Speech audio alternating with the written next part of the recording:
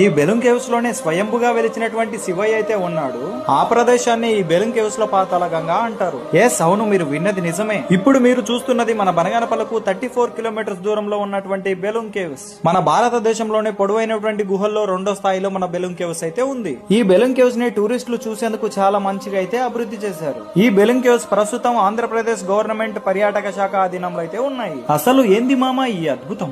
ఎప్పుడైనా చూచితివా లేదా ఇప్పుడే చూచితివా? ఓ, చిన్నప్పుడు కూడా చూచితి. ఈ మన బెలూన్ కేవ్స్ ని మీలో ఎంతమంది చూచితిరి? కామెంట్ చేయండి. మనము కల్కి మూవీలో ఏదైతే శంబాల ప్రదేశము చూసామో అది ఇక్కడ రియల్ గానే ఉంది. మనము ఈ గృహలో చూడవలసినటువంటి ప్రదేశాలు ఏంటంటే, ఒకటి పాతాళ గంగా, రెండవది కోటి లింగాలు కొలువై ఉన్న ప్రదేశం, మూడవది వచ్చేసి మాయా మందిర్. ఇలా చెప్పుకుంటూ పోతే ఈ గృహలో 9 ప్రదేశాలు అయితే చూసేటివి ఉన్నాయి. ఈ ప్రదేశం చూడండి ఎంత అద్భుతంగా క్రియేట్ అయ్యిందో. ఇక్కడ భూగర్భంలో ఇంత పెద్దటువంటి పొడవైనటువంటి గుహల్ని నేను ఎప్పుడు కూడా చూడలేదు. ఇక్కడే చూస్తున్నాను ఫస్ట్ టైం. ఈ బెలూన్ కేవ్స్ కి మీరు వచ్చినట్లయితే ఖచ్చితంగా మీలో తెలియని ఒక కొత్త ఎక్స్పీరియన్స్ అయితే మీరు చేస్తారు. దాదాపు మనం ఈ బెలూన్ కేవ్స్ అంతా కూడా చూడాలి అంటే ఖచ్చితంగా 1 అవర్ సమయం అయితే పడుతుంది. ఈ ప్రదేశాన్ని చూడండి ఎంత అద్భుతంగా చిత్రీకరించారో. ఇప్పుడు మీరు చూస్తున్నదే కోటి లింగాలు కొలువై ఉన్న ప్రదేశం. ఇప్పుడు మనమైతే చివరిగా స్వయంభుగా వెలిచినటువంటి శివయ్యని అయితే చూడడానికి వెళ్తున్నాము.